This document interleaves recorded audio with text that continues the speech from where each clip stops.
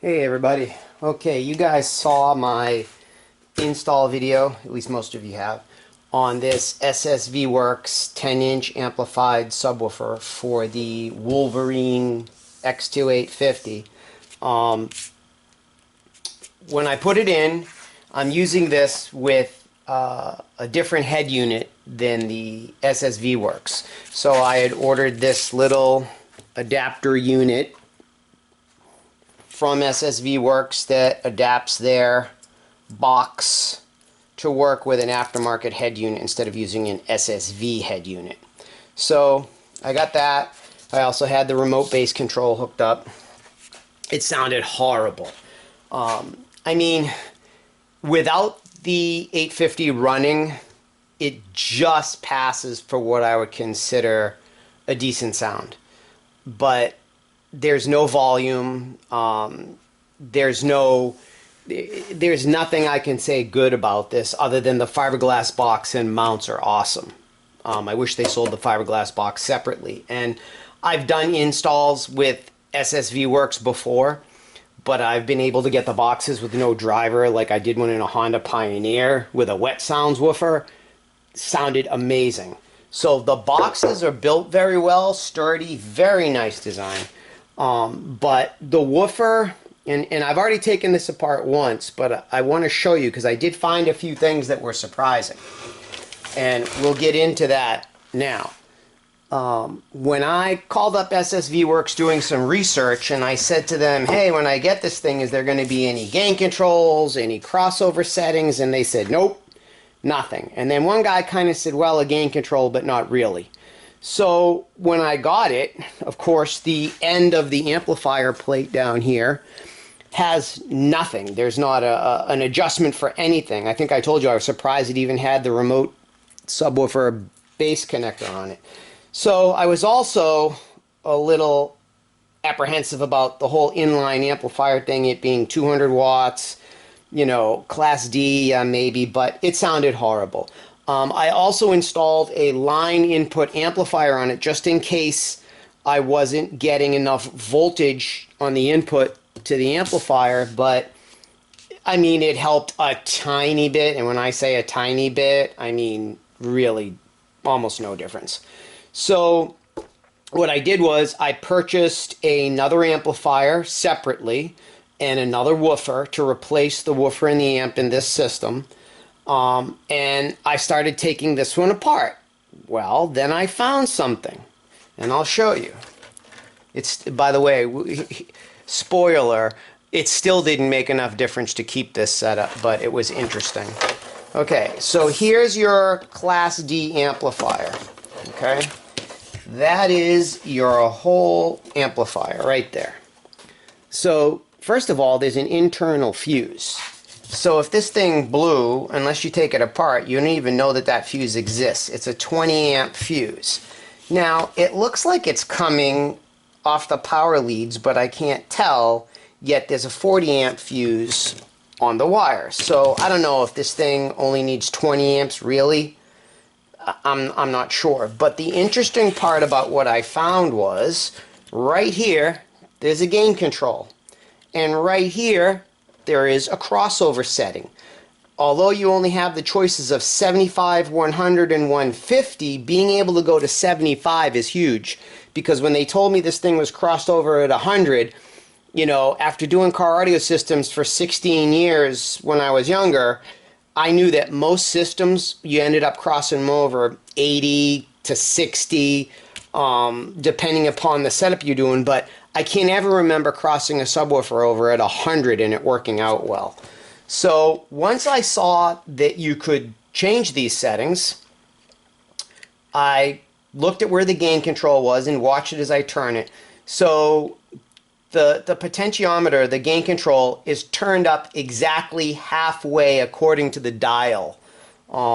So what I did was I turned the gain up a little, and I changed the crossover down to 75 hertz, and then I put it back together and I put it back in, and it was a little better. So I slid the amp out and turned the gain up some more till it was almost all the way up, put it back in, tried it again, still doesn't cut it. It's just marginal at best. That's all it is marginal. So that kind of, you know, told me, oh, also with the gain up more, it was very easy to make the speaker flap and razz, which isn't good. So obviously that's why the gains are turned down so low, and they have it set to 100. 100 gives it a tiny amount of punchy bass, but there's no low end coming out of this thing. So we're back to having to modify it and replace the replace the factory amplifier and woofer. So if you go to the WolverineForums.com, you'll see the link to that in the description of this video. I'll do some close-up shots of the internals of this amplifier so you can see the crossover and the gain control. Now, the other thing was, once I got the woofer out, which I already have it unscrewed, and we push it up from the bottom here. Alright, once I got the woofer out, the woofer is like your basic Chinese, like average woofer. It's nothing special. I'd probably say that this compares to the Kicker 10 that you can probably buy for around $75 to $85. I think they charge $105 for this, but it's marginal. I mean, it's okay. It's 4 ohms, and I've come to the conclusion that the reason that this amplifier has no power and that they're using a 4 ohm woofer is in general, everybody knows, or some may not, that when you run a speaker at 4 ohms, it'll pretty much last forever unless you really abuse it with a lot of power, which they're definitely not doing here. When you run an amplifier at 2 ohms and run the speakers at 2 ohms, the chance of damaging the speaker goes up. When you run the speaker at 1 ohms and the amplifier at 1 ohms, the chance of damaging the speaker and or amplifier increases again. So I think what they did was the KISS method. Keep it simple, stupid. In other words, for the person that has no idea what sound is supposed to sound like and they just get in and turn their volume knob all the way up and you hear them driving along and you hear the woofers just bottoming out and flapping all over the place, I think they tried to protect themselves from that and any damage that you could do to this system. Because you could pretty much turn the bass knob all the way up and the volume up as high as you get it to go. And this thing was in no danger of ever moving too far, making a flapping noise. It was just pathetic. It reminded me of when car manufacturers like, you know, GM, Ford, and them started putting subwoofers in to combat the car stereo market. And, you know, they'd put an 8-inch woofer in a car and it would barely do anything. So, I mean, the woofer is it's rear vented. Like I said, it reminds me of a Kicker driver. Kicker all used to be made in the USA, but I haven't seen a made in the USA one in a while. These are all made in China, but so are the Kickers. So that's what we've got inside the SSV Works. Is it worth the $599? Not in your life. Now, that being said, to save me the time of having to build one of these fiberglass boxes, would I pay $399 for this box by itself? Yeah, I would. Why? Oh my God, it would save me so much time to have it pre-done. So, and I would have no problem paying $399 due to the time it would take me to make this myself. So, I think they're missing the boat. I think as much as they want to sell these complete systems, that's great, but they should also offer this box separately, like when I buy it for the Honda Pioneer. Now that this box is empty, I'll show you the driver that we're going to put in. I bought a Kicker. Let me get the box out of the way for a second.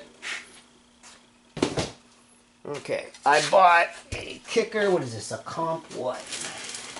This is the CompVX. This is the CVX10, and this is a dual 4 ohm voice coil. And you can tell right away that this is a substantially more powerful, higher quality woofer than the SSV Works. Okay, this woofer can handle probably triple the power of the kicker, of the SSV works. And I'm going to run this. This is a 4 ohm dual voice coil. So I'm going to run the dual voice coils in 2 ohms. And we've got an NVX sub amplifier that should be here today. And we are going to run that amplifier with this driver in the SSV Works box. Now, this CompVX, they make a model below it. That's that one I told you. It's like $75 or $80. I wanted to see what I could get this box to do with this driver, and we're going to run about, I think we're going to run about 700 or 800 watts to it of clean power. RMS power, what it should be rated at, not like, you know, oh, this is a 5,000 watt amplifier, you know, all the garbage they say. So we're going to run, like I said, about 800 watts clean power to it, and we'll see how this does in this box. Now, I do have one issue. While I was shopping for woofers, let me get the box over here.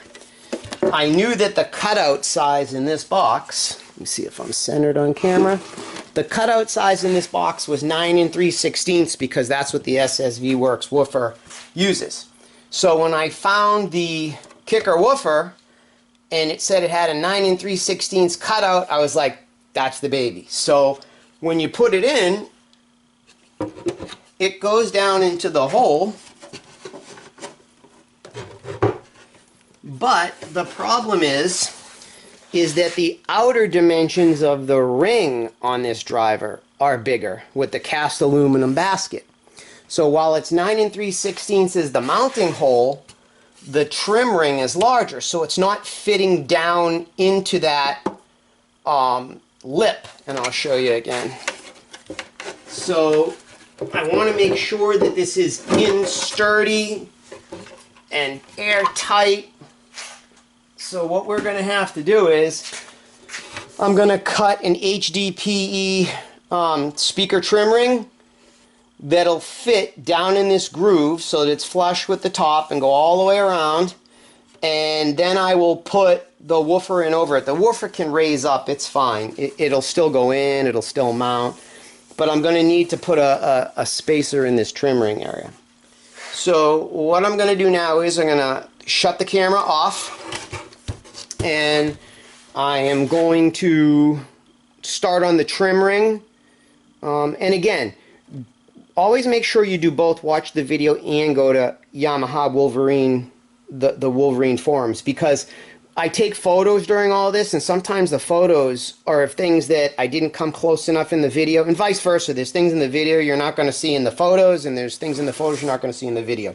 So if you get a chance, just do both. Alright, I'm going to shut off now, and I will come back. Hopefully I'll have the amplifier in a couple hours, and we'll go a little further with this. Thanks. Okay, so this is how I'm making the ring out of HDPE. I'm using just a Dremel tool since HDPE is easy to cut. And I have this circle cutter attachment. So the first thing I did was measure the diameter that I needed for the woofer opening, and I use this 1/2 inch HDPE. HDPE is basically like cutting board material. They sell it, they use it in boats and all kinds of stuff. You can buy sheets of this stuff. So this is 1/2 inch HDPE. And the first thing I did was cut the outside diameter and make sure it fit. And now I'm just going to finish up the inside diameter, and I'll let you watch that. It's a little loud.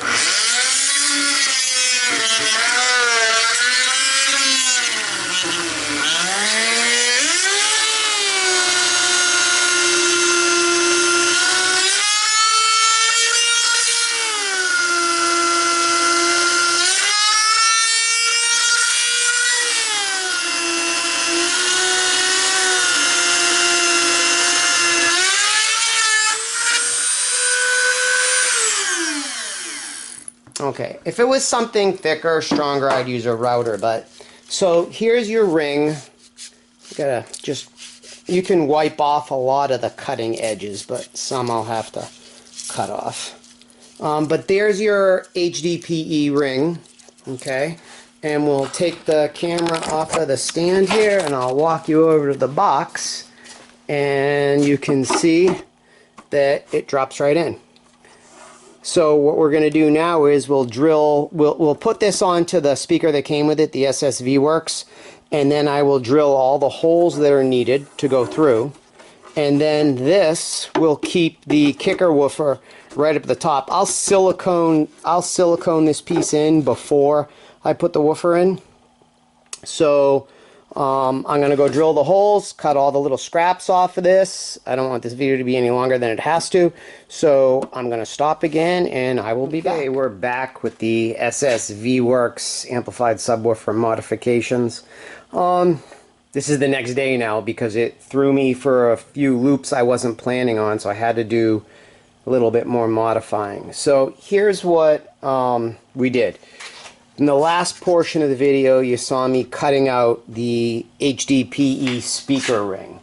Now, of course, I did the first one with the outside diameter fine, but then the inside diameter, I must have measured from the wrong side of the pin and it came out too thin.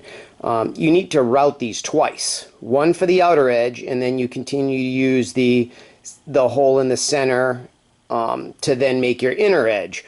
Once you cut this, it's kind of hard to change the inner dimensions. So you're pretty much stuck with it. So I had to cut another one, and I made it so that it fits nice and tight onto the kicker woofer. Okay, it's 1/2 inch thick. It fits perfectly into this opening. Then the second thing I found out was that the holes that they had cut were just off from the kicker. And let me go a little bit further than that. You can't trust any manufacturer these days. The SSV Works woofer on their website, when you look at the specifications, it shows a 9 3/16 hole opening that the woofer will fit into. Turns out that that woofer will fit into a much smaller hole. Now this hole was approximately 9 3/16. I think it was like a hair over, which was good because the kicker woofer listed that it also fit into a 9 3/16 hole, and it turns out that it was just a fraction bigger than that. But since this was also a fraction bigger, it was going to work. Once I cut the HDPE spacer ring to the exact, I ended up measuring this cabinet exactly instead of the woofers or taking their specifications truthfully. So once I got it, the kicker woofer fits in there perfectly now, but then I came across the next problem. While you can see this mounting hole right here for the original SSV Works woofer, you'll notice, well, you actually can't notice because I already put the surround in there, that the kicker woofer actually has their holes more in towards the edge of the upper hole. The SSV Works has their holes more towards the inner edge. So what you end up with is you end up with a mismatch. So I had to pivot the woofer slightly to get to a new area of fiberglass, and then drill new holes with the kicker woofer in there to match up with the kicker woofer. The spacing of the holes is exactly the same. It was how far out to the edge, how far into the edge that the difference was. So I went to do that, and I'm also going to need longer screws because of the spacer, and the kicker woofer has a thicker frame. So the original screws they gave me they've got to be metric because they're bigger than number 6 but smaller than number 8. So I ended up going with a number 8 stainless steel screw, which I went and bought at Lowe's, which is why we had to wait until today to continue this video.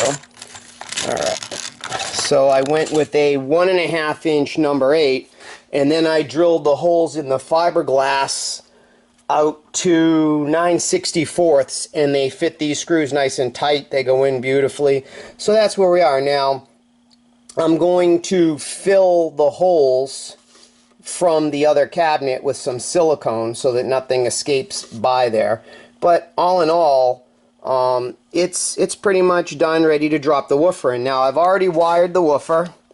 The woofer, I'm using 10 gauge oxygen free copper. from both voice coils, and then I have it tie wrapped at the top, and I have enough length that it'll come out this side where I'm going to make the side plate, and then the woofer will drop in and mount. One little tip, in fact, let me put this in the tripod. One little tip when you're stripping larger wire, because wire strippers generally will strip to like 14 gauge or 12 gauge, not even 12 really, like 14 and above easily.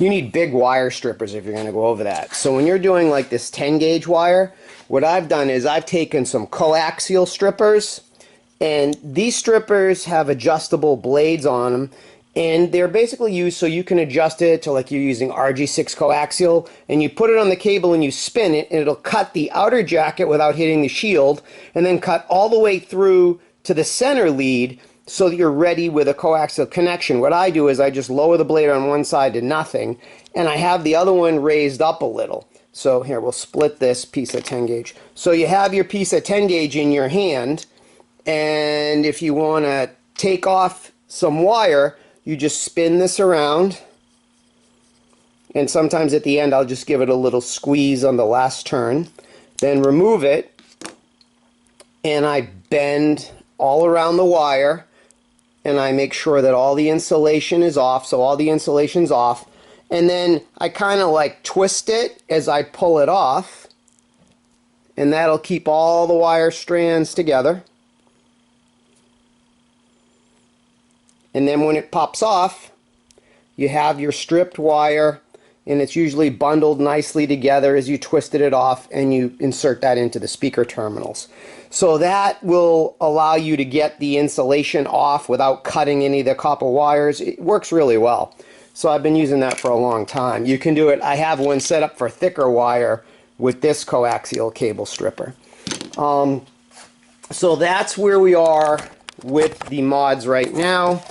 I'll come back after the woofer is mounted in there. I'm just going to put it in, put all the screws in, do my seal with my silicone. I actually might fill them with a little bit of epoxy instead. And I'll come back and I'll start making the plate on the side. So see you soon. Here we are.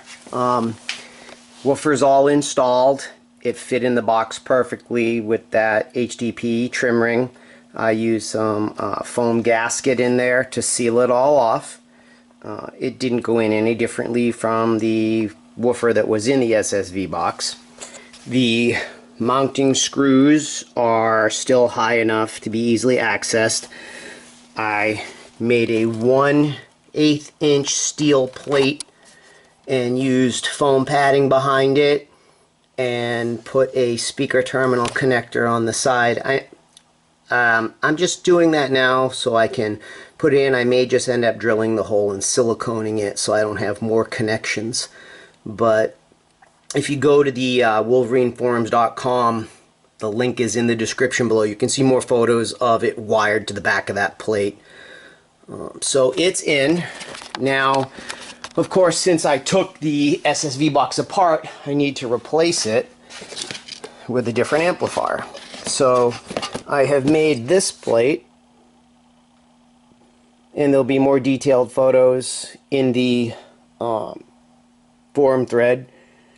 You can see, and in the audio installation part of the Wolverine, I'm going to do the hookup instructions on the whole system. So that's it as far as modifying the SSV Works subwoofer, and we're going to add this external amplifier. By the way, look into these NVX amplifiers. Very small packages, Class D, make great amounts of usable power. In fact, you can see some reviewed at Williston Audio Labs on YouTube. He does a great job reviewing amplifiers. So I guess this is it for this one. Let's add one more thing. Got it all hooked up. It's a tight squeeze in there, but everything fits. Haven't finished adjusting it yet, but night and day difference. This is giving you that bumping bass that everybody looks for when they put a nice car stereo system in. Bass is tight, it's loud, it goes super low. It's just what you'd look for in a system. So once I get all the adjustments done, it should sound really incredible. But night and day difference. One other thing is that I happened to look at that SSV Works subwoofer as I was walking by it, and that 300 watt amplifier, the speaker's only rated from their own manufacturer, if you can see it, at 150 watts maximum. So maybe that's nominal, maybe it's not maximum, but either way, that is the lamest woofer amplifier combo they could have put in there, going into a side-by-side where you're outside with engine noise and these things are notoriously loud. Very poor choice on SSV Works' part. So I'll let you know more about this install a little later. Thanks.